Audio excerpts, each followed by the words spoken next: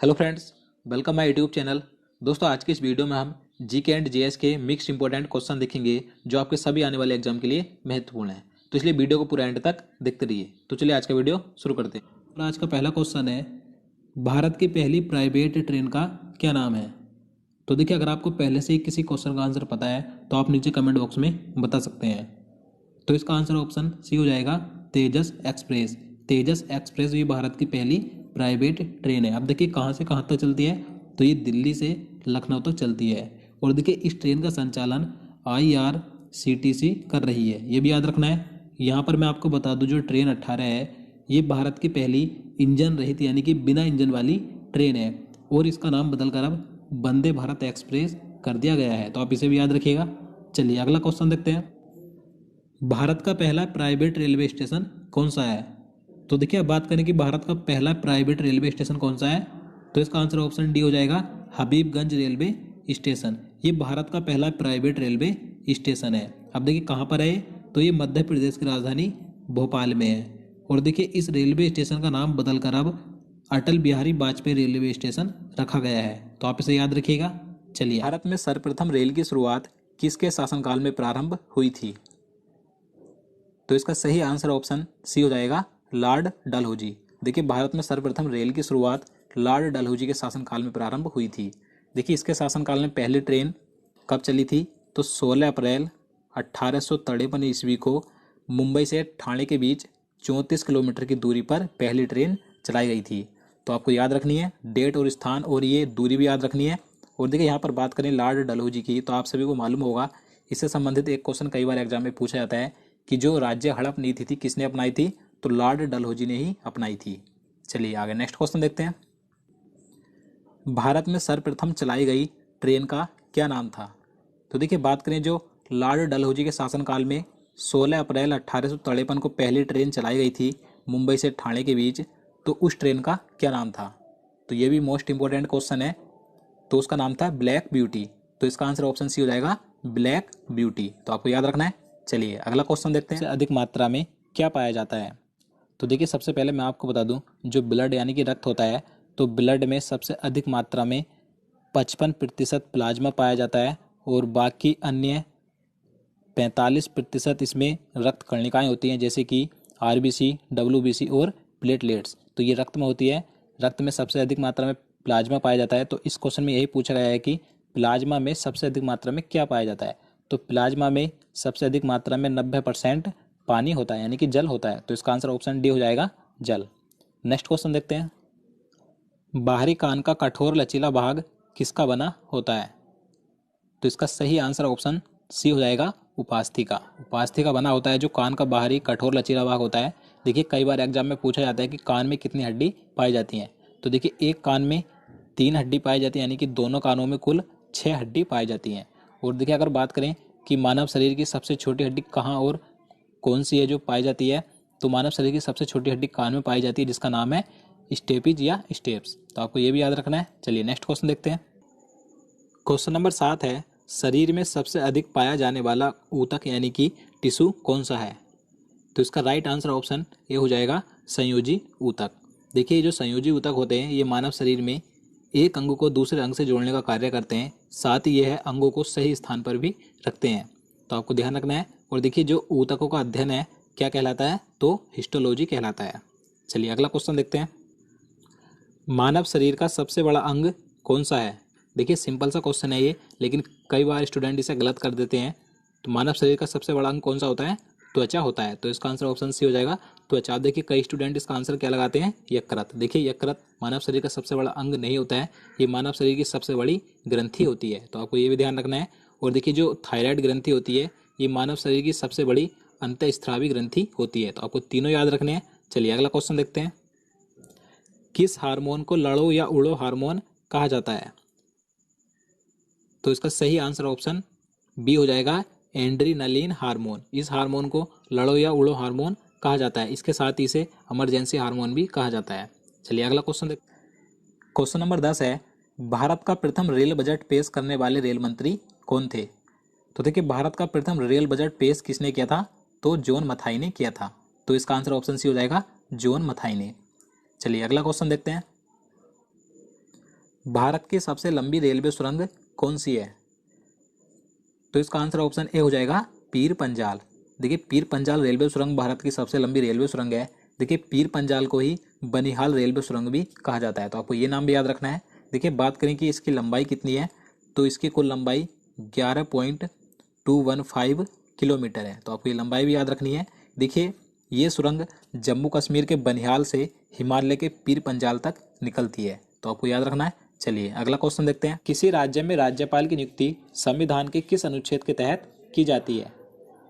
तो इसका answer option A हो जाएगा अनुच्छेद 153 के तहत। देखिए आर्टिकल 153 के तहत एक या एक से अधिक राज्यों का एक राज्यपाल होगा, तो आपको याद रखना है 153 के अनुसार किसी भी राज्य में राज्यपाल की नियुक्ति की जाती है। अब यहाँ पर बात करें आर्टिकल 154 की, तो देखिए आर्टिकल 154 के तहत राज्य की कार्यपालिका की शक्ति राज्यपाल में निहित होती है।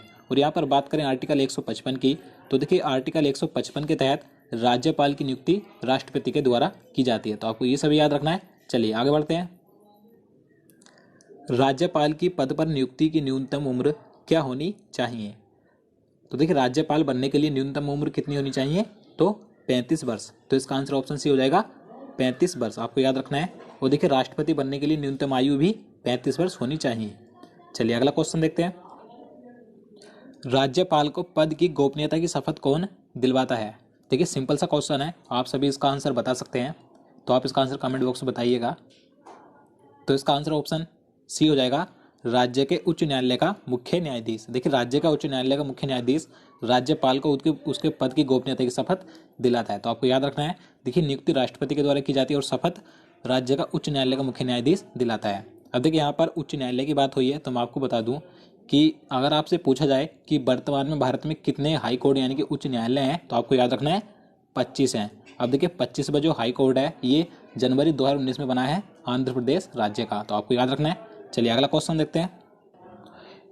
क्वेश्चन नंबर 15 है, राज्यपाल पद पर बना रहता है?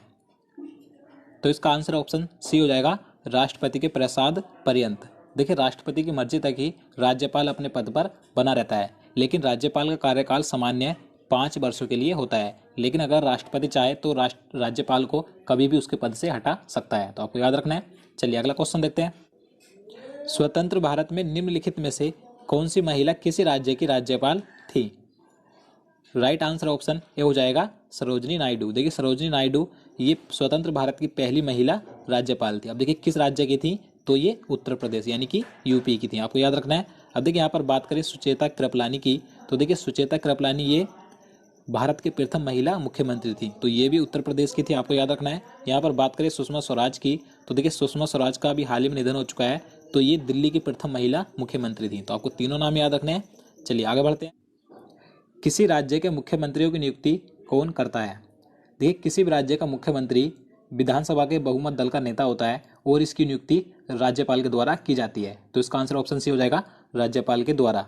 अब देखिए बात करें मुख्यमंत्री को शपथ कौन दिलाता है? तो राज्यपाल ही दिलाता है, तो आपको याद रखना है। चलिए नेक्स्ट क्वेश्चन देखते हैं। राज्यपाल विधानसभा में आंग्ल भारतीय समुदाय के कितने व्यक्तियों को मनोनीत कर सकता है? राइट आंसर ऑप्शन ए हो जाएगा 1।